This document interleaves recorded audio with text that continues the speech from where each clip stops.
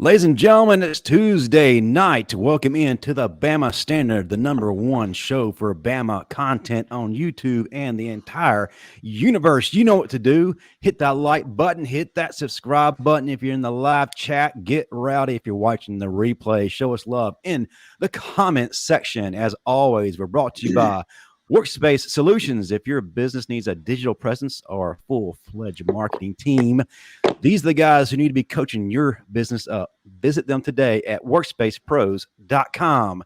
I'm here with a legendary cast. I'm your host, Justin Riley. With me is always the living legend, the king of comedy and star of the show, the Steve Brown.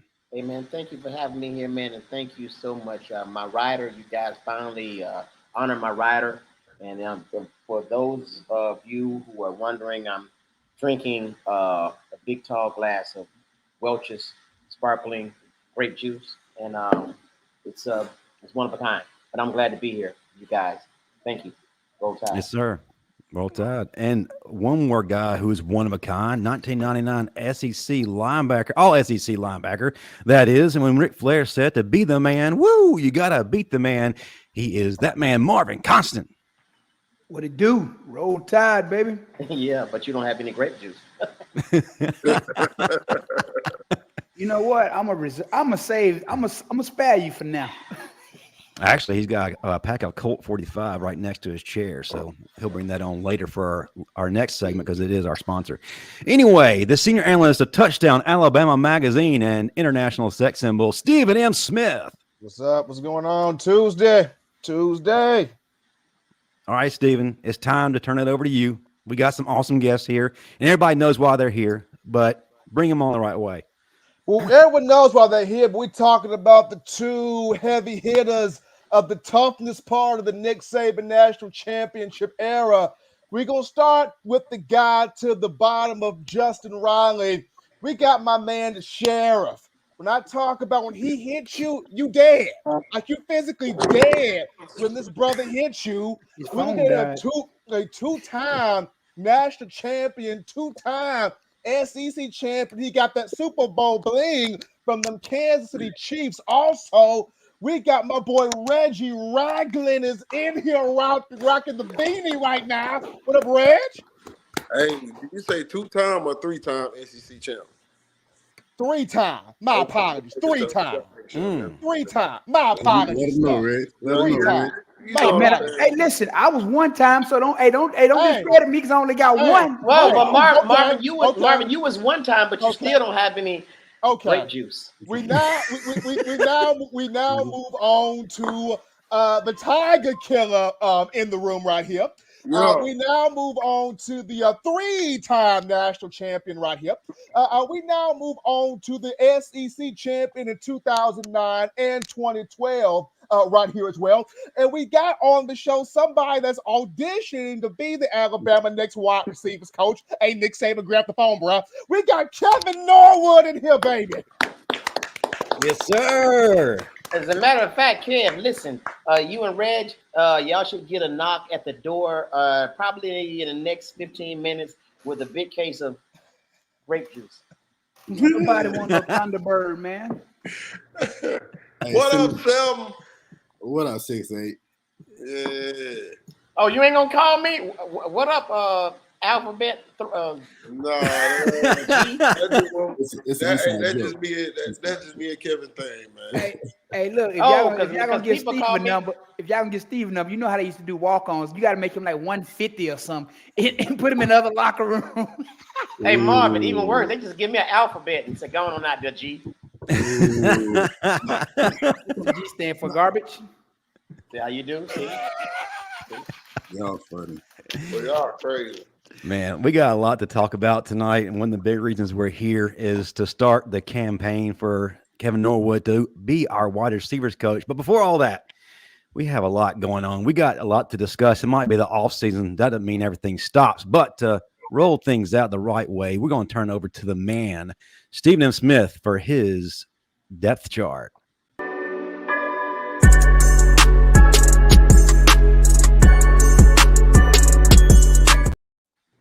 as Justin said, it's the off season, but that doesn't mean Alabama football stops, because it does not. Several players have declared for the NFL draft. You can look at Kool-Aid McKinstry going to the draft, Terrion Arnold, Tresman Marshall, Jace McClellan just announced he's going, Jermaine Burton's going. Several names here going to the NFL draft. Bama's got 3 concrete first rounders. Well, I'll go 4. I'll go 4 concrete first rounders. When you look at Terrion, Kool-Aid, JC, and Dallas Turner, where do they go in this first round? Some got these guys top 15, top 20, top 10, but you got 4 concrete first rounders. But you have another list of players, 17 in the transfer portal, something that you, Reggie, and you, Kevin, did not do. Y'all stayed around, balled out, and show what y'all really doing on that field. But you got 17 guys that have entered the transfer portal. 14 of those 17, you're like, hey, best to you. 3 of those 17, you like, you probably should have stayed and competed your tail off. And those 3 I'm referring to, you look at Earl Little, you look at Jake Pope, you look at Kendrick Blackshaw. But it is what it is at this point. So you got guys in the NFL and you got guys in the transfer portal. Okay, well, we got someone else who's hit the retirement transfer portal, and that's none other than our defensive coordinator, Kevin Steele. Wild turkey himself. That's it. That's it. And guys, first of all, let's talk about what he was able to accomplish this year at Alabama. I kind of felt like coming into this season, this was going to be a one and done. I felt that Coach Saban brought him in to undo the wrong that Pete Golding had did. And what better way to bring in the grizzled veteran who'd been there, who knew what it takes, who could bring that mean, that nasty back to the Alabama defense, get that car revved up again, right back on the highway. And to his credit, I think Nick Saban also brought him in because he knew that Kevin Steele was just 1 year away from becoming vested in the state of Alabama. So he was allowed to have that one more year. And now that engine is revving and going right back to where it's supposed to be, the next guy that will be coming in has got it made and can take that car to higher levels, higher speeds. Marvin Constant, start us off, and then we'll go to Kev, then Reggie, then Steven, then Steve Brown will, of course, the last word in all this. How we feel about Kevin Steele departing? Is it something that you felt like was coming, or do you feel like he had one more year? And what was your overall take of his time at Bama? Well, we knew there was a high likelihood he'd leave after this season, given he only needed that 1 year to be vested. But at the same time, when it's in your blood to coach football, we all think that these guys are going to coach, for as long as they're able to. So, given that, how long he's coached in the SEC, I figured maybe he had 1, maybe 2 more, but I guess I was wrong. Now, when you look at the job he did overall, the biggest thing that most glaring thing I can point out to you is against Michigan. Again, we held them to 105 yards rushing. Blake Corum only finished the game with 86 yards rushing. You look at what they did against Washington last night. They had 2 100-yard rushes. They ate them alive. So, clearly we shut Michigan's run down. And, that's a credit to Coach Steele, and it's the job he's done throughout the year. We started off, rough in the beginning of the season. We take this loss to Texas, but you've seen that team progressively get better every week. You look at what they did against Ole Miss, then they come back against Tennessee, and what they did against LSU. So, again, hats off to him. Great job. And, again, following Pete Golding, the deck was stacked to take our defense from where it was in 22 to where it went in 23. Hey, my hat's off to Coach Steele, man. You're welcome back anytime. Yeah, no doubt, no doubt. Kev, how do you feel about Steele's one and done? Do you feel like he righted the ship that Golden was veering off into an iceberg, or do you feel like hold on, time out, Justin, time out. Hold on. See, I'm not gonna let you put Kev in the crosshairs talking about Pete when he been at Ole Miss. We can't do that to Kev now. You got to take Pete out. I forgot. He is on enemy ground right now. We'll refer to him as the coordinator who should not be named. No, it's fine. I wouldn't at Ole Miss when Pete Golding was there, so I don't really care. He's doing a pretty good job though, so I give him that. Coach Steele, man, I've known Coach Steele for a while now, and when I was there and he was there, man, he's a good dude. What he did for Bama this year is nothing short of amazing, man. It's been a good year. Wish him the best in retirement. There's a couple of things I I would have liked to saw a little better. Run stop defense. I would have liked to saw that a little better. I mean, I'm used to the 2016 guys just rushing the quarterback, rushing through that thing. Ain't that right, Reggie? Man, just getting tackled for losses, man. We just gave up a lot of yards. Too many for the Bama Standard, So, like I said, wishing the best.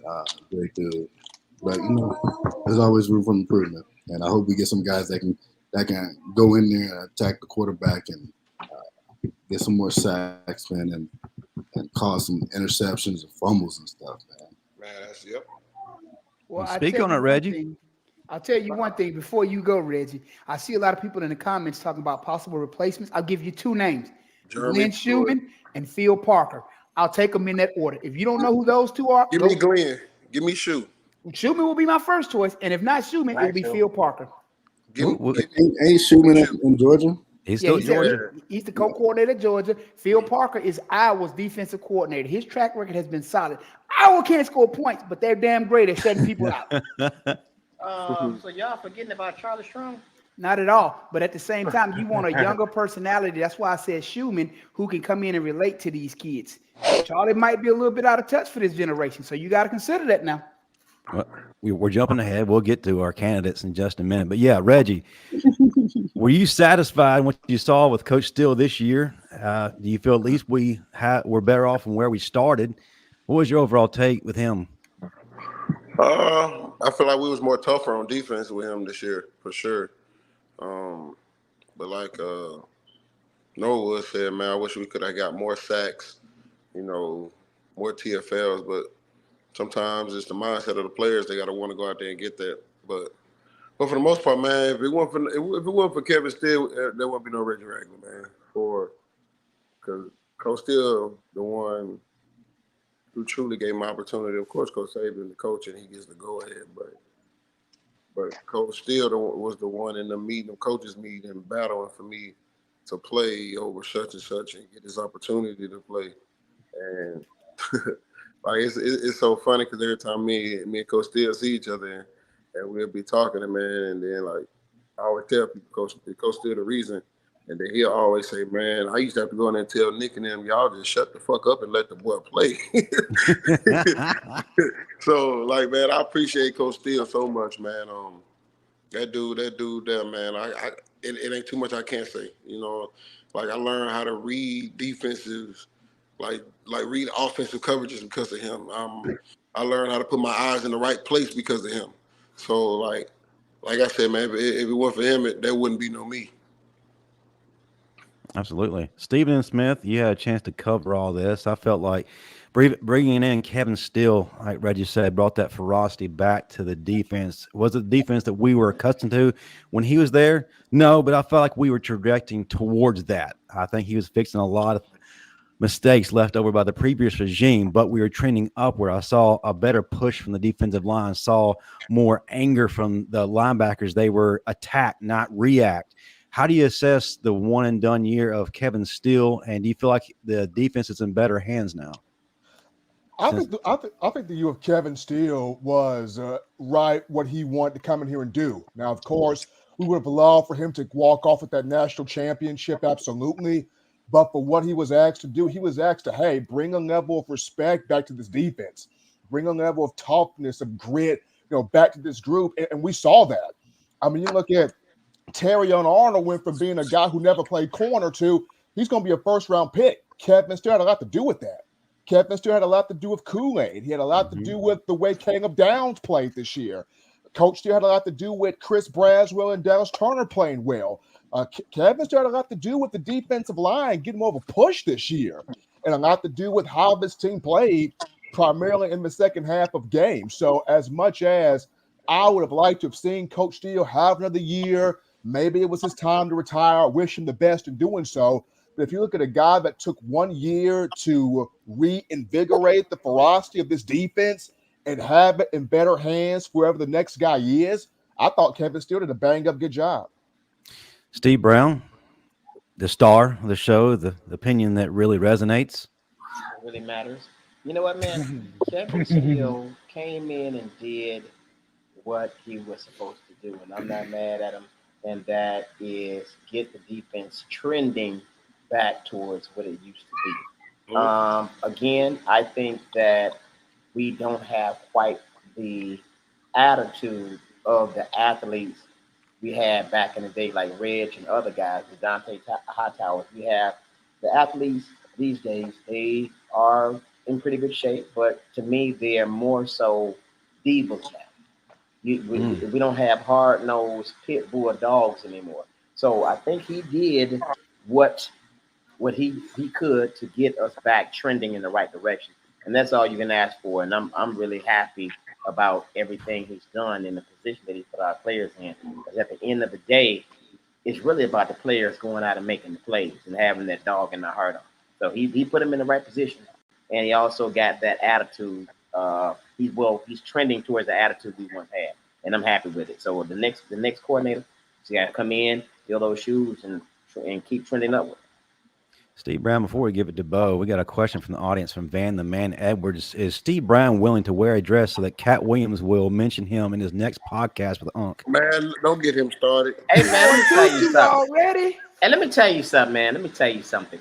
And I'm glad he asked that question. Hell no, I'm not gonna wear a dress. And furthermore, Cat is my dude, and I'm gonna tell all the people who think it's a conspiracy.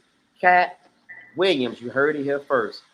The first 30 minutes of this interview was all true, all of it, because I experienced it too. One of those comics on there blackballed me, still doing it, and he's the main one crying on the internet now. That's all I'm gonna leave it at that. Also, the other 30 minutes and the other hour, it was a lie. Ain't no damn way Cat gonna run a damn 4.3 under 40. Ain't no damn way, especially with them dress shoes be wearing. Tell Cat I said it so he can mention me so I can be rich. But that's my guy, man. I love him, Cat Williams.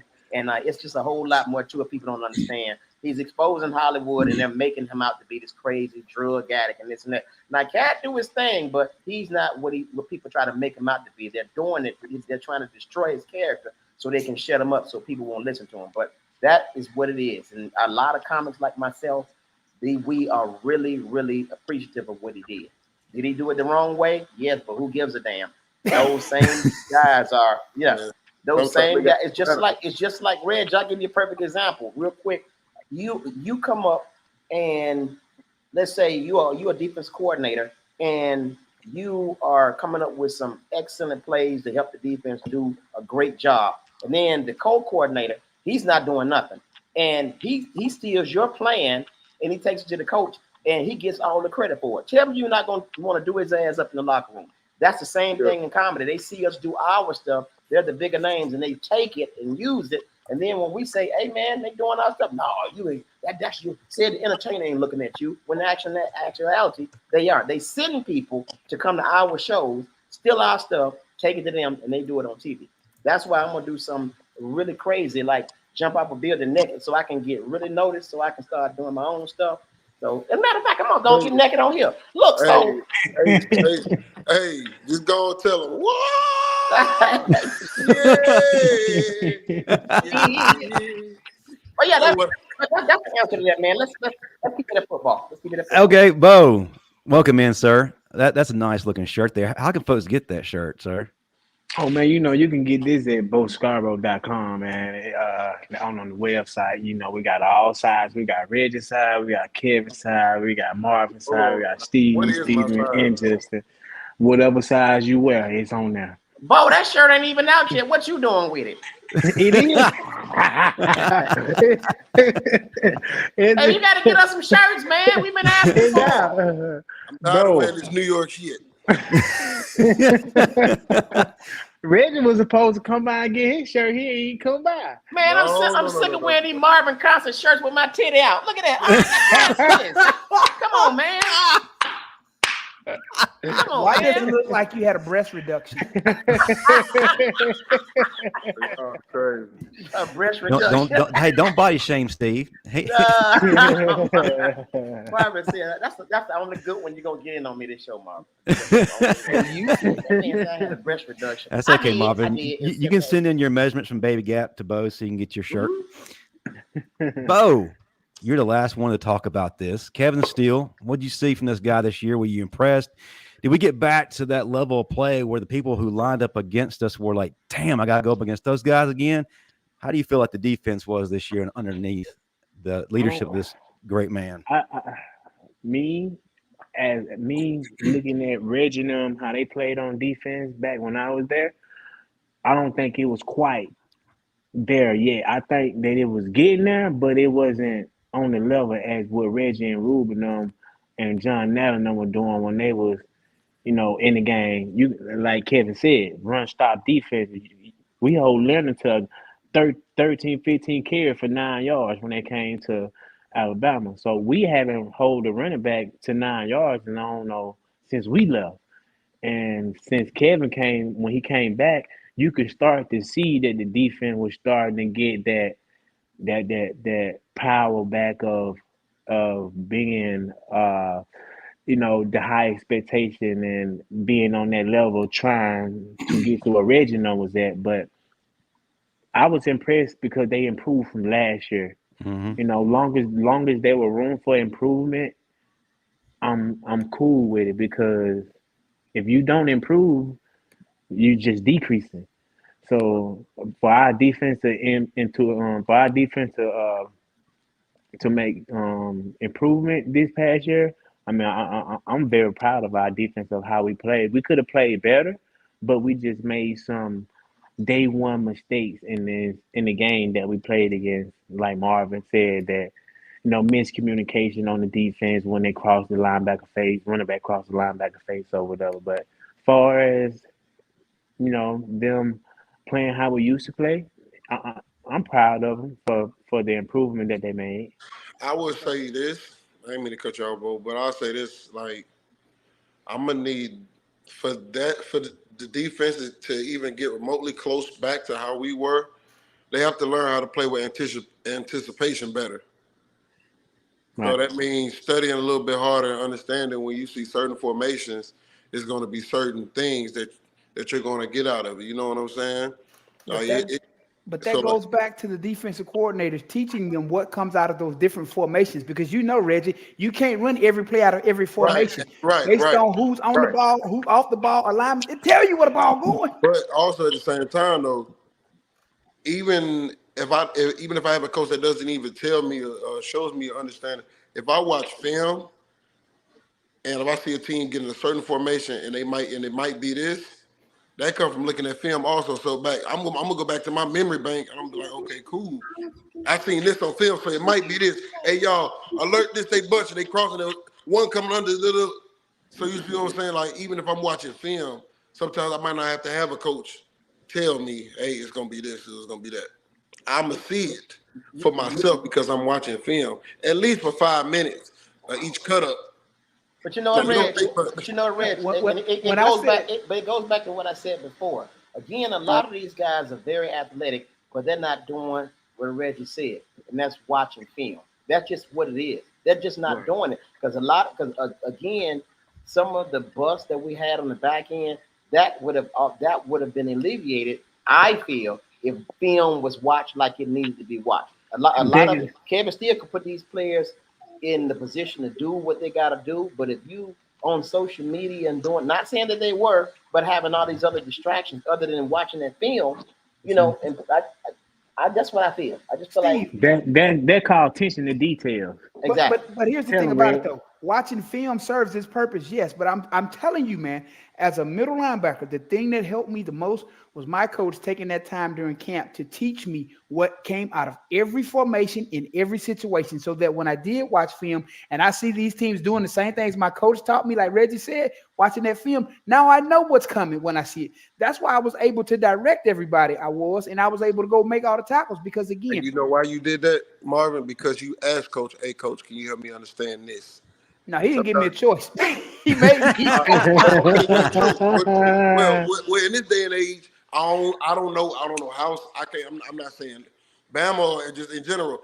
I've got the opportunity to sit back and watch a lot of football now because I didn't play this year because of my shoulder or whatever. And I'm seeing a lot of you can tell a lot of guys really don't understand the game while they're playing. Yes.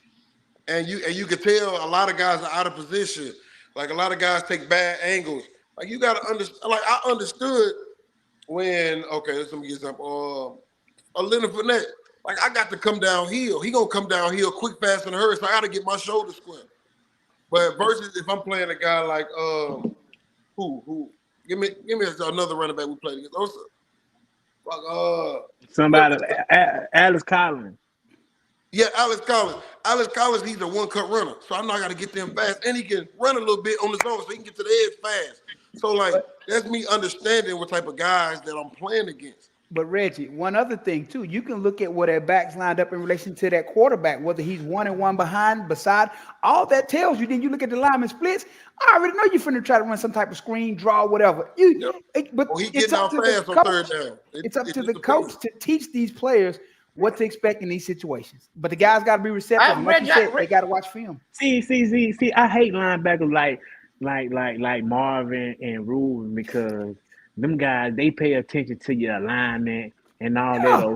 What I try to do, I try to line up in the same spot, make everything look the same. And I used to be so mad at Reggie and Rube because we used to call the screen. No, we used to call the screen, and these dudes used to say, "Watch out for the screen! Watch out for the screen!" I'm like, "Yeah, they know the screen." In certain situations, it's gonna be a screen. It's either gonna be P and 10 or. But we at practice. How you know it's a screen? We at practice. What he just said. Bro, they used to make me mad too, bro. We be on offense. They be calling out what we about to do. Hey, but listen, no. I call Kevin on jet sweep. He's like, "Damn, man." No. Back then. 2 minutes. I know I'm gonna get a damn screen somewhere.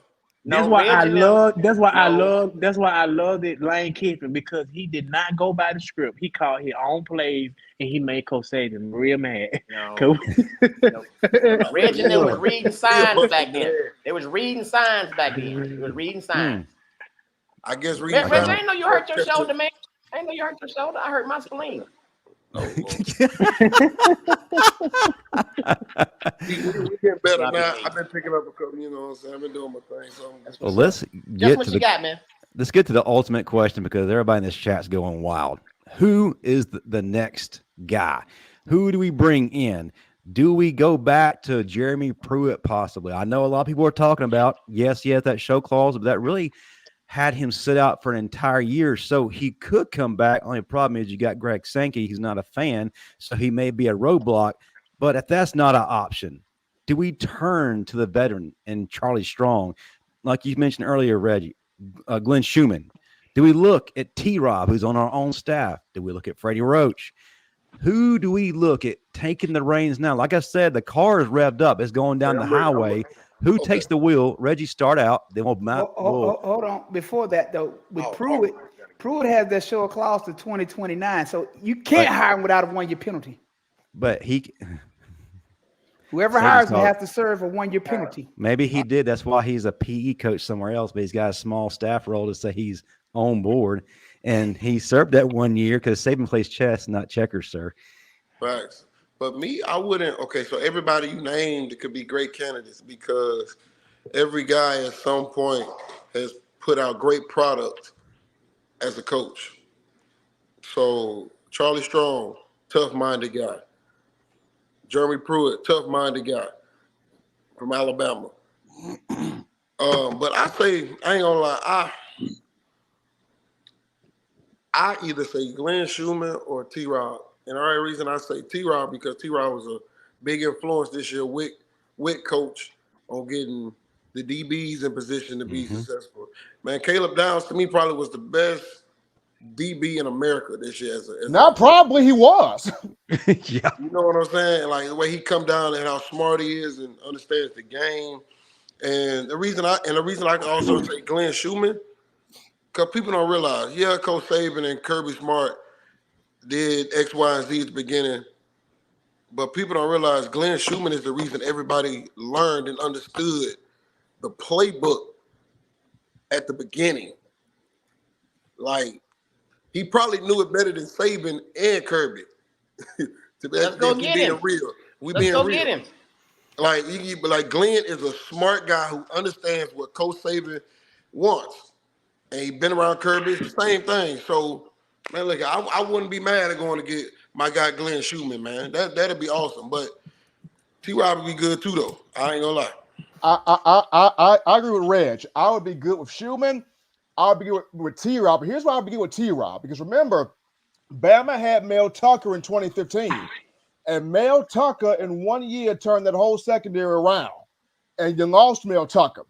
You getting that shot back again with T-Rob. T-Rob then came in here. He done molded Kool-Aid to a first rounder. Done molded Terry onto a first rounder. Got Caleb Downs on fire. Helped Malachi Moore have a bounce back year. Here's your second shot with T-Rob. Mhm. I mean, what you didn't do with Mel Tucker, you can do here with T-Rob. I think Mel gonna get paid somewhere though. Huh? Didn't Mel go get paid somewhere? Yeah. Yeah, Michigan State. That's what I'm saying. So if you don't do it, if you didn't do it with Mel, here's the shot with T-Rob. Now I wouldn't be against. I would love for Shu to come back here. We love it. But if you can't get Shu, you got to bump T-Rob. You got to. Yeah, I would choose. I would choose Schumann, and the reason why I would choose Schumann because I was an offensive guy, and I had a relationship with Schumann that was very genuine. So I can only imagine how the guys on the defense took it because he was around them a little bit more. So, like I said, it's a new generation. It's a younger generation. These kids want somebody to be with them hands on and to make them understand. And I think that Schumann is a very good guy at talking to young players and making them understand what's going on, how it's supposed to be done, and in an easier way than going into the meet room, throwing it up on the board, and then going out there and running. Yeah, because he's still young himself. He's even in his That's 40s. exactly. You see what I'm saying? So those kids can relate to him instead of someone that's old school that might not understand what these kids is really asking, and they won't understand what he really asking. So it'll be a bump the head, and it'll cause some chaos, and defense may be messed up. Compared to Schumann, these guys will listen because they kind of in the same boat in their younger range, and Schumann can make them understand, and I think that they'll have a good relationship with Schumann. Like Marvin always say, you a reflection on your coach. So if your coach is doing what you want him to do, you're gonna go out there and give your all for him. Yeah, Okay. absolutely. In old school, I know we want so bad for the old school guys to come back because of what we saw before, especially with Reggie's group. But Bo, you make a great point. Does old school necessarily appeal to these younger guys? They march to a beat of a different drum, whereas you got a guy like T-Rob who is hands-on, just as Schumann is, but he's also a hell of a developmental coach, and that's something we've been missing the past several years, especially during Golden. Golden had a wealth of talent. It's absurd how much talent he had. He just could not develop them. T-Rob can. You saw what we did in the secondary, absolute masterclass. So bringing him in, my question is he ready for that next big stage? If he is, I think he's a guy who's going to get the guys to buy in. But Marvin, jump in. Who is your guy? Hold on, one thing. If he ain't ready, they should go get Coach Stevenson back for player development. Or Bo Davis. Well, chill. Here's my take on it. So, you grilling. Uh-oh. Marvin, that's a challenge, Marvin. All right, so you in Houston? So here's my take on the current state of Alabama defense and what we need. So you see, Coach Steele came in and he took that next step, next probably 3 or 4 steps from the Golden era to what we had this year in 23. If we really truly want to take that next step, there's only 2 names that stick out to me. Sorry, T-Rob's not one of them. It's going to be Schumann, my first choice. Phil Parker's going to be my second choice. Again, a lot of people sleep on Phil Parker. You look at the work he's done at Iowa since 2013. The man has done an amazing job. If Iowa could ever get an offense, they would be a perennial power. That man has done an amazing job. And again, you look at the job that Schumann has done at Georgia. Those are my top 2 candidates. Mr. Clutch, who is your vote before Steve Brown has the final say so? Man, look, I don't care. He's like, I'm an offensive guy. Screw those dudes. You got to talk to Reggie on that one. He's like, y'all need to hurry and get to my damn segment. That's why I came on this show. Y'all to talk about me. You gotta get to the offense. When y'all get to the offense, Steve Brown, close it out, sir. You know what I mean? I'm not too familiar with any of those guys, but I hear two clutch defensive players saying really great things about these two guys. So I'm rolling with them. I don't know why. I don't know why I trust Marvin on this, but I trust him. And of course, Reggie. So they know. So of course, I mean, I got to go with my guys. so he just said the same thing I said, but He's a star, and it sounds Politically correct. But Steve, I said the same thing too, Steve. You don't gonna go with how you doing? Well, you're offensive guy. I'm talking about the defensive guy. They know more about it. But go ahead. I gave a great point. Before I get to this next segment, we got a couple of super chats to get to. We got some people giving an offering tonight. In response to what you did earlier, Steve Brown, Keith Heathcock, $5. Damn, Steve. Now Cedric the Entertainer will have his titty on the web by Friday. God, I hope not. I'll be blind. Don Parker, $10. Question: should Bama open all positions up for competition? What happened to players wanting to sign with Bama to compete with the best? Excellent discussion tonight. Thank you all. Roll Tide. Who wants to take Don's question before we get to the next segment? I'll take it. NIL is what happened. You have people who can cut the check now. So that whole I want to compete with the best is being overruled by them blue bills. Can you break that down? What you say? Break it down. So here's the thing: when guys truly wanted to be the best, they will go to an Alabama, to an Ohio State or Michigan to play with the best. Now you got these other schools whose fan base can write a check and lower some of this talent that would normally sit on the bench at Alabama and Ohio State for 2 or 3 years. And hey, here's a couple $1 million. You can come play for us now. So what 18-year-old is going to turn down a couple $1 million to sit on the bench just to say they can compete? Okay, well, you know what? You said to go to Ohio State. Well, that one that went to Ohio State, they can have it. No, I'm just saying in general that's what it used to be. Kids wanted to go to these schools so that they can compete and grow. Now, I can go get 7 figures over here at Boise. I'm gonna go get this 7 figures. Well, but you mentioned Ohio State. That son of that went to Ohio State, they can have it. Who that is, Steve? For free. the somehow I forgot the snap guy. That guy. They can have. Yeah, but you got to realize something though. Most of these kids, I've said this in most cases. Most kids who are playing this game in college, they're not playing it for fun. They're there to change their circumstances because they grew up in, a less than favorable environment, most of them. So that appeal to this 18, 19-year-old to, hey, I can go sit on the bench at Alabama and just say I competed with the best for 2-3 years before I start. Or I can go to a UNLV or another school potentially, or to some other school that's going to give me $2 million. To that kid who grew up sharing a room with 2 brothers and sisters wearing hand-me-downs, that $2 million is looking real enticing. I can promise you that. That's what's up. Let's get to. All right, it's time for the moment we've all been waiting for. We're talking about changing lives. Names are starting to circle around for the vacant spot for wide receivers coach at Alabama. Jamarcus Shepard from Washington has been mentioned the most often. However, there should be one name at the top of the ballot, first place. That's our guy, Mr. Clutch, Kevin Norwood. Now, we started talking about this a little bit, but then Reggie Ragland, the campaign manager, decided to take over and go public with this, and it went wild. And then we started having other guys chime in. Mr. Campaign Manager Reggie Ragland, do your thing right now. Let's start this thing off. Why does Bama need Mr. Clutch as a coach? You talking about somebody who's incredibly smart, knows how to play the damn position, that made plays, and he understands what coaches want. Why not? And he killed LSU. And he killed LSU twice. That's easy. And then, like you said, I've never seen him drop any footballs. Not one. So, not one. So therefore, that's going to let me know he's going to put these kids in the right drills to be able to catch the football, not have alligator arms. He's going to instill toughness because he played hurt a lot, and people don't really understand that. Yep. One time he played with crabs. He did. He's catching touchdowns and scratching. Anyway, go ahead. I'm sorry. I didn't mean to say that. But then I can't even reiterate how smart of a guy he is, and he's a man of faith, man.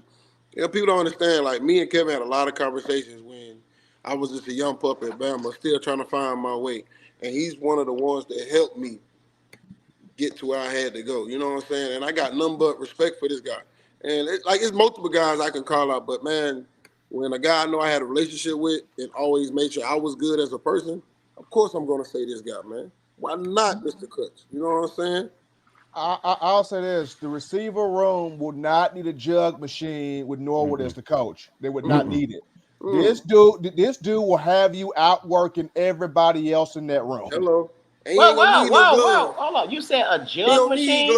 You said a jug machine? Yeah. Well, if they don't need a jug machine, give it to me. I'm a freak. Give it to me then.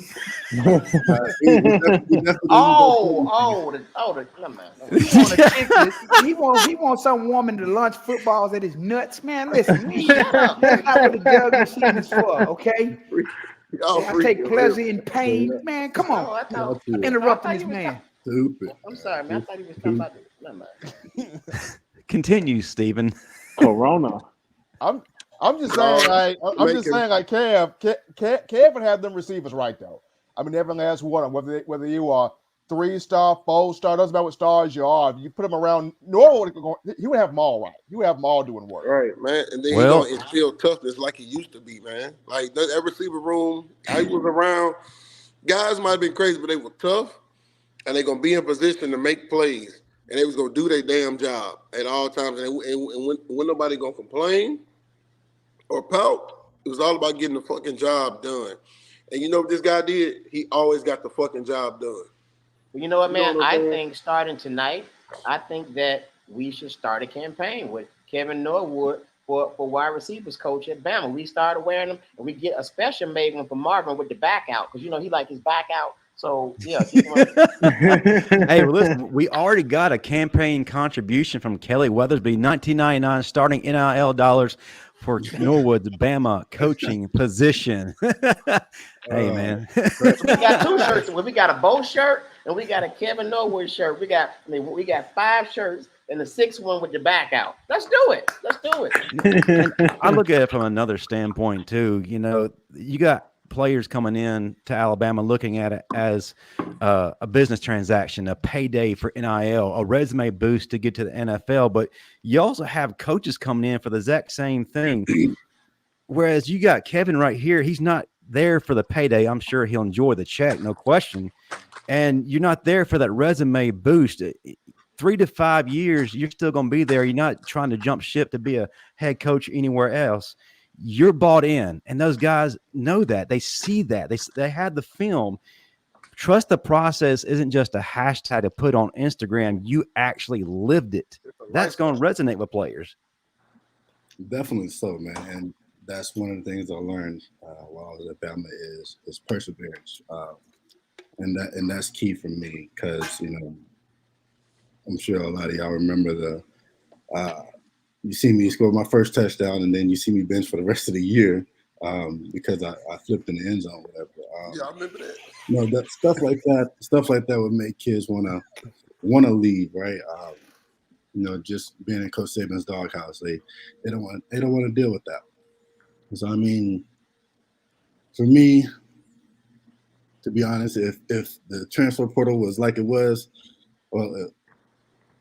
If the transfer portal was like it is now, I can't think right now.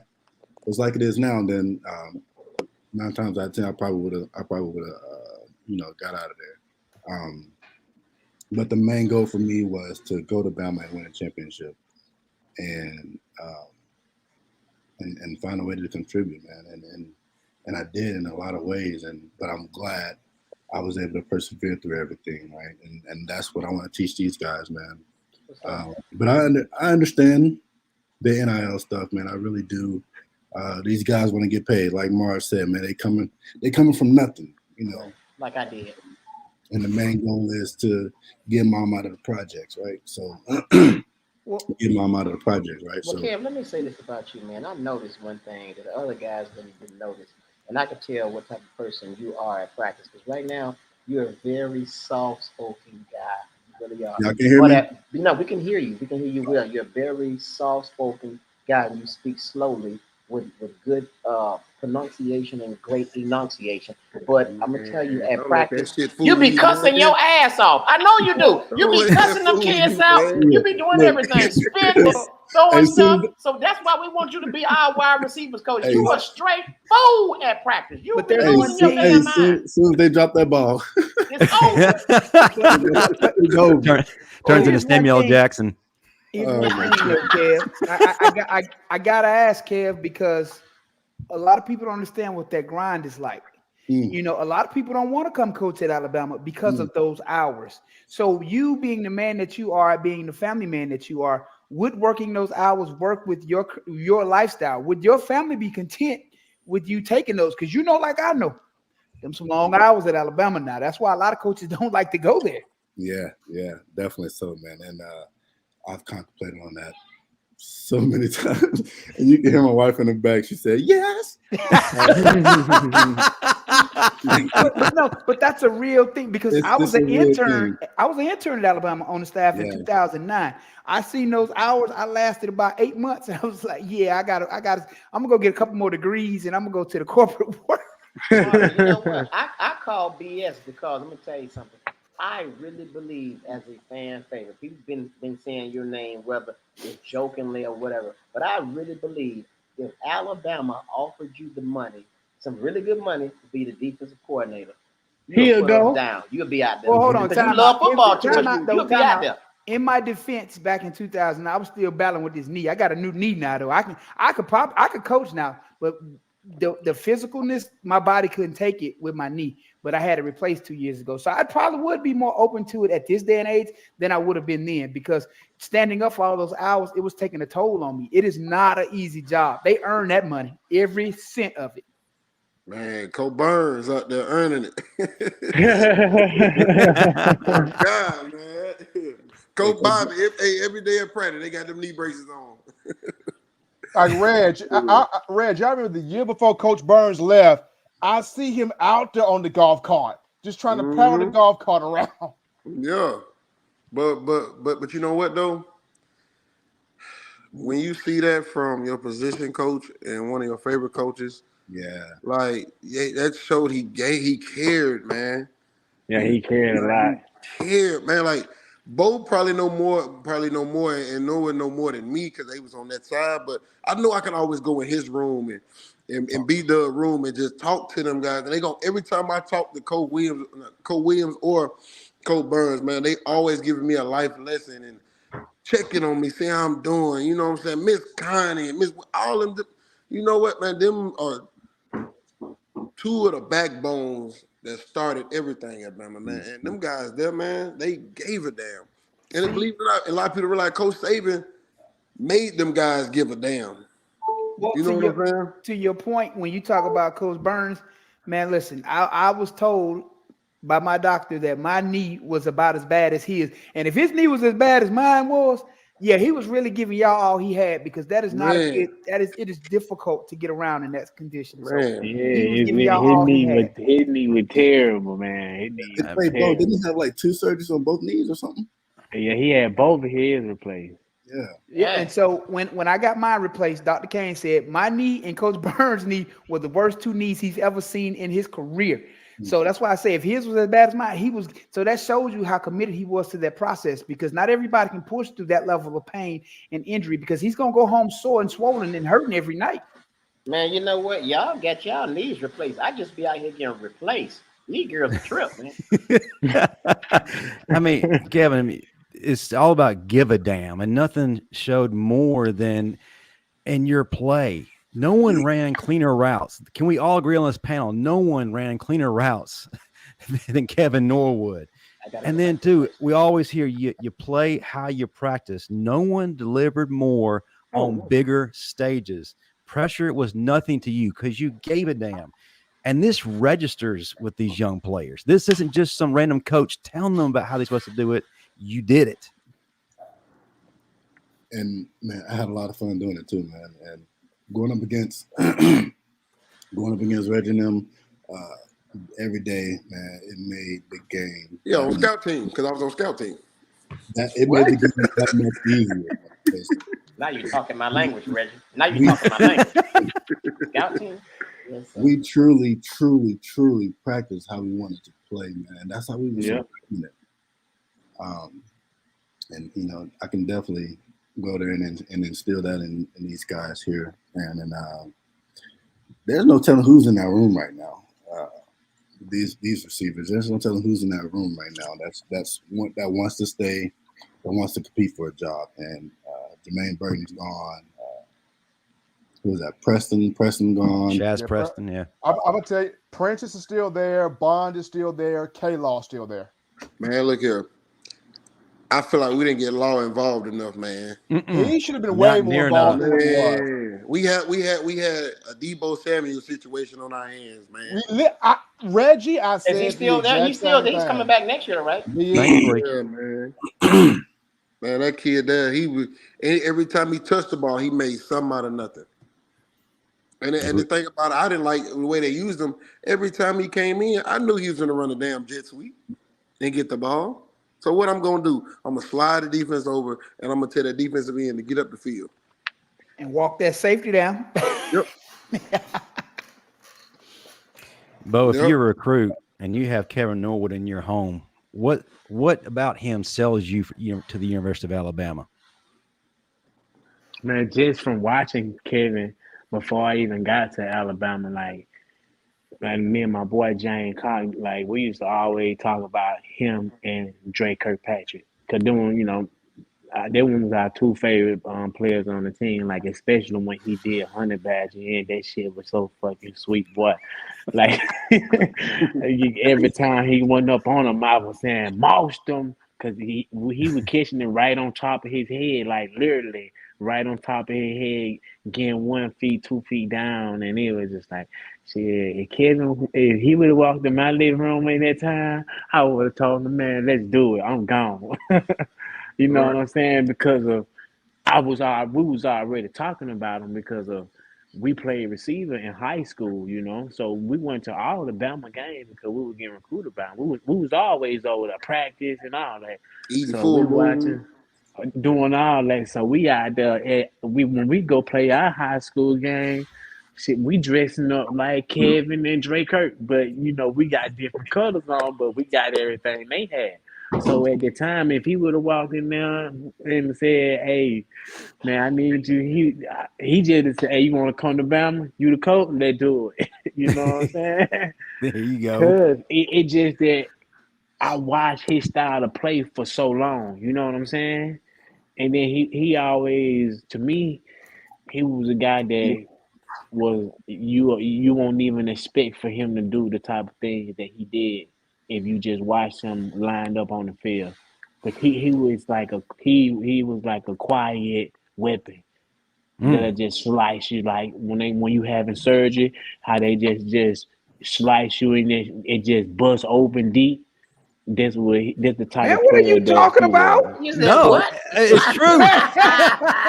It's true, This is a man. family It's Hey, man, true. what? That's true, though. Wait a That's minute, what? Oh, Bo, hey, what man, you just those say? routes cut deep, though. He ain't That's what lying. I'm saying. I was saying that No, he was the type of player that would slice you Ooh, so It just didn't short. sound like you were still talking about football. So No, that's bro. why Nah, I I'm saying I was saying that Hey, he no, was stay with slice them. you and what? Ooh, you know Stay what with I'm him, saying? Marvin. He's gonna bless you. You gotta stay with him now. You understand what I'm saying? He would slice you so deep till you know ooh, how they cut you with that scalp to get surgery, that little scalp, and then that bust open. And you know what he was doing? He'll slice you up and Hey, bust you open. Bo, shut up. I like Bo, it. I shut like up. it. I like that. See, you don't like that type of talk. Bo, That shut ain't up. common talk. That This- football talk. This show has been brought to you by Dr. James Andrews Hospital. Hey, Kevin. man. But he just was a slicer though to me. Okay, Bo, your time is up. Your time is up. I appreciate the love, man. The love is definitely there. I But appreciate yeah, you appreciate them. You all ain't of heard it, from me. man. Shush. Is that how you gonna talk to the guys? Shush, guys. I'm talking. I'm coaching. I got the whistle. we on camera, so you got to be a certain type of way on camera. I hear you. Yeah, you got to be saved on camera. Gotcha. Hey, if you're in that wide receiver room, Kevin, how do you put your stamp on this group of guys? We got some dudes like Reggie just said, K-Law, Isaiah Bond. We got some guys coming back. They're going to do some things next year. So how do you put your stamp on them if you're there with them? Just put guys in a position to win. It's easy. Those guys, they have the talent already, right? They're running good routes, and they have the hands. So just make sure they stay consistent. Sorry, my kids banging on the door. They're running routes. Just make sure they stay consistent. Making sure they're catching the balls. That's one thing I'm gonna instill is when the ball's in the air, it's ours or nobody's. Nobody's catching an interception on us. And in all my years of playing, nobody's ever caught an interception on me. And I just want to make sure, like I said, they stay consistent. Running good routes and they know what to do. Versus this coverage. Sitting this hole and making sure, looking to see how the DB is going to play. How does he press? Is he, all in your face? Is he going to try to jump in you because you're fast? All that stuff, man. Just, make sure those guys studying that film, man, and staying consistent, really.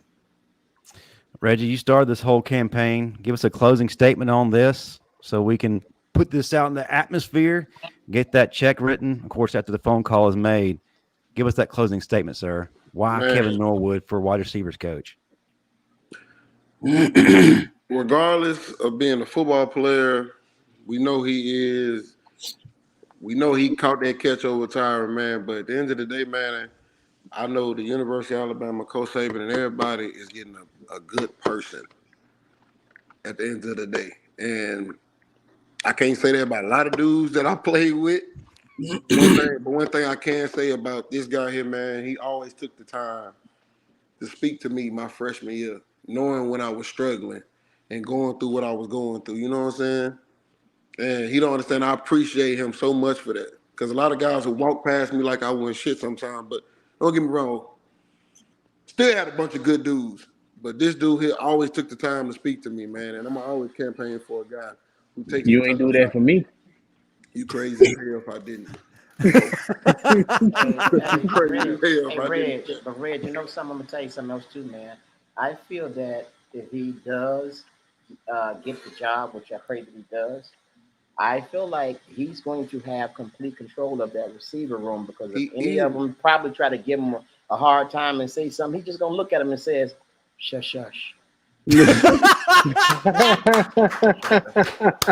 took stuff so serious and made it so simple. Man, I know everybody speaks so highly of you, Kevin. I don't. Yeah. I mean, I've been on interviews with you a few times, but I've never met you personally. But I understand that brotherhood and that bond from when you played with guys at Alabama. So they all speak very highly of you. So I'm fully confident. If you were the next receiver coach at Alabama, you do a phenomenal job. But in the event they don't give it to you, I gotta say, my boy, I gotta be another choice though. Antonio Deuce Carter now. That AC. He Sent me a message this morning. Hey, if it That's happens, my it guy happens. now. But You tell him I would love to come work with him. That is it. But to have both of them, Man, that'd be wonderful. Man, you've been and that's the thing. You want to give all the knowledge you can after you didn't do what you're supposed to do playing ball. Then you want to give all the knowledge to the younger ones down so they don't make the same mistakes that we did on our way up to the top. Well, I'm gonna put it in the air, man. I'm gonna put it in the air. That's real talk. This is no joke. I pray that we get them both. The wide receiver coach and an assistant or whatever, but we need them both because the character of both guys, the talent, and them giving a damn, and just all the stuff they got, and plus AC giving all these great motivational speeches, and then you got him saying, "Shut up." But the thing about it though, Kev, to Reggie's point, the fact that you took the time to invest in those younger guys, that speaks volumes to your personality. Because I'm sure Reggie and Bo, as well as you, Kev, can say the same thing I'm about to say. When I got to Alabama, there was a lot of guys who didn't want to say nothing because they were so worried about us taking their jobs. They gave us nothing. They made us fight for everything we had. Nobody came to us and said, hey, this is how you do this. We had to figure it out. Man, but that's how you win, man. When the older guys making sure the younger guys understand and know what the hell is going on. That's how you know you got a good team and a strong team. Like if you got a bunch of guys that's, for instance, and let's say, okay, me, for instance. And when Rashawn Evans came in, we go to whatever car and I tell Rashawn the wrong play. That's the wholest shit you could do is tell the younger guy something wrong so he can get in trouble and he don't get the opportunity. And that lets me know if I go down and he got to go in, we're fucked because he don't understand what's going on. Well, Reggie, the one thing I can tell you, when we won the SEC championship in '99, 7 or 8 of our 11 starters were freshmen and sophomores. Okay, we were all young kids just figuring it out. But it's different because like I had OGs in my room. Hey guys, we're starting to run out of time. I'm sorry, we're starting to run out of time. So y'all, I'm enjoying this. This is beautiful. But yeah, we actually have run out of time. We might need to have a part 2 to this, or we should have a debate between AC and Kevin for the position. Wouldn't that be great? I want them both. Or we just bring them both on. Yeah, bring them both. Yeah, absolutely. But it's time to close up shop. Before we head on out, we let everybody go around the room and promote what they got coming up next, socials and all that good stuff. Our guests will go last. We'll start out with Stephen M. Smith, and then we go to Steve Brown. He's got some important things coming up that y'all need to be a part of if there's still availability. Then Marvin, then Bo, and then Mr. Clutch and Reggie will close us out. Well, as always, folks, we got, in my own words, tomorrow. We're still talking, of course, Bama guys entering the draft. The whole conversation on defensive coordinators is going to be popping. The conversation on wide receivers is going to be popping. I may put in a call to Greg Byrne. Hey, Greg Byrne, go ahead and hire Norwood right now. So I may put in that call to Greg Byrne. We'll see what happens if Greg answers the phone or checks his email. But we got in my own words tomorrow. We're talking Bama football. It's going to be fun. Steve Brown. Before I get into this, I want to say this. I am a diehard Bama fan. I love Bama, and I always will. And we are still the most feared team in the nation.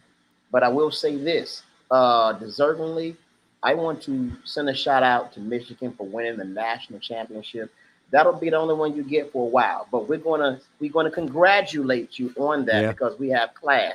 So congratulations to all the Michigan fans who are on here. Y'all can come over and check out the Bama Standard anytime you want to. We show love to everybody. Yeah, y'all got us this year, but you know how Bama does. We'll be back. And the 2 scariest words in college football still remain is roll tide. Now, with me, I will be at the Comedy Club Stardome this weekend, the 12th and the 13th. Tickets are almost gone, so get your tickets now, people, at stardome.com. I'm looking forward to all my Bama fans and everybody to come on out, man. And come on out, man. Enjoy yourself. Comedy Club Stardome, Friday and Saturday. I got you. Come on through. What is that website again? Stardome.com. Stardome. Hey, man, listen. No, we trying to recruit you. Let me know if you're coming, dog. I put you on my list. I'll say less. I'm trying to figure out a day. But it's Friday or Saturday, you know? Yeah. Marvin, you come on too, but you got to pay your way out. That is. That's it. Yeah. Hey, Kevin.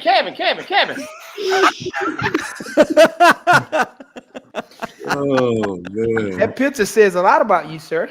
That's funny, y'all. I ain't never seen him just like that or anything. What's going on? Hey, Kevin. Well, y'all so crazy. That picture giving me hangover vibes. Is this your cousin?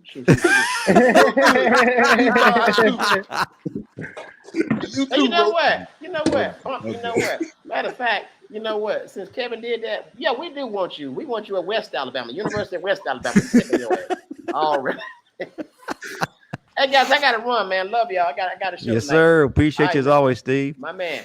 Roll Tide. Marvin Constant, you're up next. 40 plus strong. Where can they find you on the interwebs? Find me on Instagram, Constant45. It's real easy. My Twitter, Constant451. Again, link to my book is on both of them. You know, you're in your late 30s, 40s, or 50s, and you're looking for a great resource to help you get in shape, get them things back right. You see the cuts.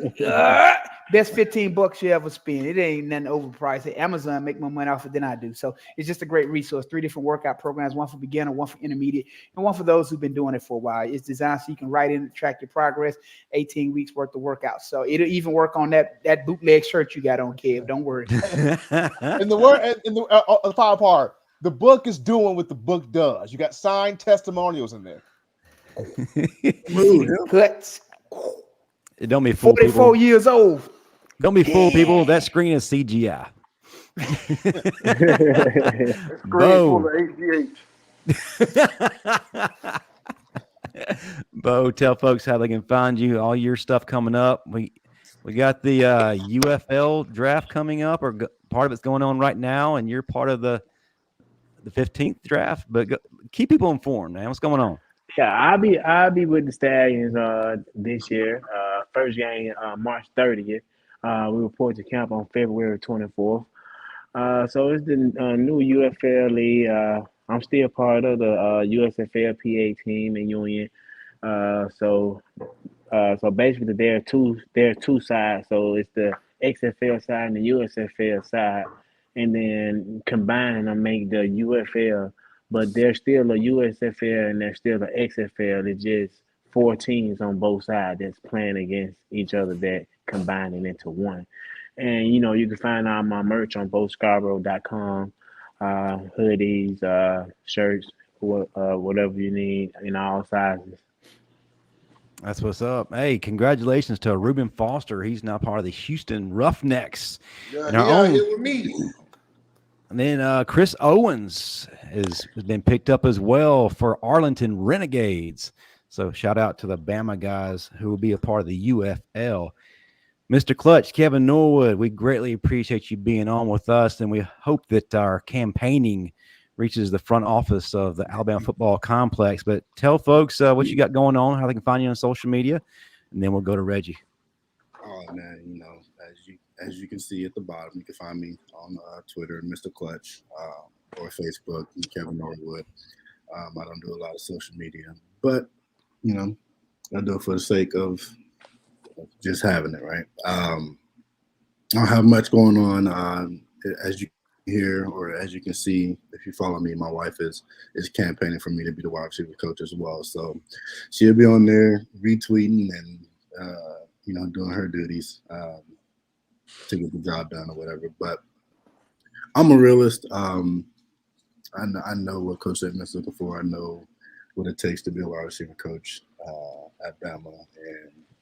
And, if it happens, it happens. I appreciate everybody for the love, for all of it, man. And who knows, maybe I'll be an assistant or something there one day, maybe. But Freddie Roach can do it. You can do it. Look. If Pete Golden can get hired, Kevin, Lord. And y'all give Pete Golden some credit, man. That man's pretty smart. He should have just simplified the defense for us. But anyways, yeah, I'm still here at Ole Miss, man. I'm a professor here at Ole Miss. Doing my duties for these students, helping them, achieve their goals and stuff like that. So that's what I'm doing right now.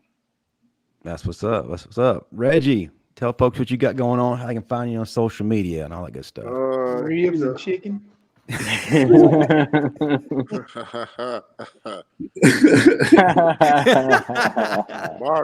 Marv just a hater.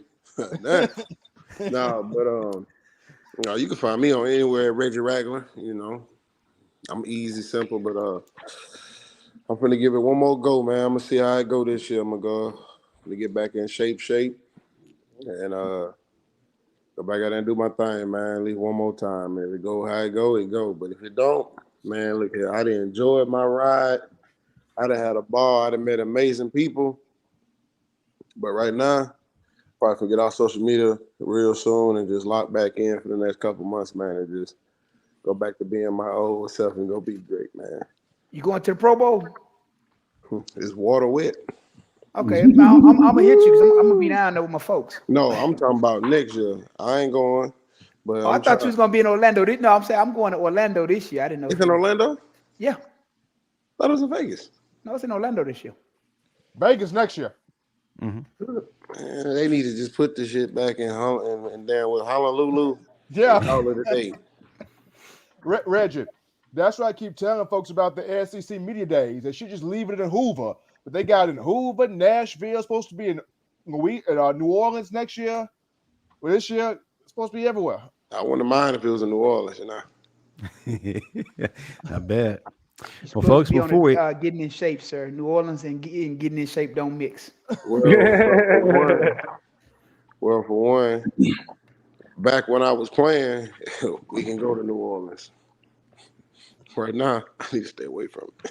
Yeah. Well, folks, before we head on out, I want to thank everybody for being here tonight. Thank you to our guests. A few program notes. Hey, the season never stops at Alabama. To be a part of that, you need your title towel today. Go to whitwellsports.com. and enter in the promo code Standard, get you a nice little discount courtesy of the Bama Standard. We appreciate the folks at Whitwell Sports for being a part of our team. Also, tonight, 8 p.m. Central, 9 p.m. Eastern, the final whistle. Can't get enough Bama? We'll stay right here, less than an hour away before that starts. Tomorrow night, 6 p.m. Central, 7 p.m. Eastern, Cici Payne is back with the Crimson Dynasty, followed by the nightcap with the Alabama legend George Teague and JT Teague for Teague's Take. We're going to keep you covered all throughout the offseason and into next season. But we greatly appreciate everybody for showing up and showing out tonight. Hey, hold time out. Before we go, one more thing. Congrats to my guy, Antonio Langham, College Football Hall of Fame, baby. That's my dog, man. Yeah, shout out to the Congrats to my OG. guy. Town Creek, baby, stand up. I'm sure you'll be in Vegas for that. I'll be in Vegas for that too now. Yeah, don't want me there. I'll be there for sure. I already told him I'll be there. I talked to him yesterday. You know I'm going to be there, brother. Vegas ain't gonna never be the same with him there. It's gonna be a party. What, Marvin? Anyway, thank y'all to everybody. Stay tuned. Roll Tide. Roll Tide. Tide. Rolling.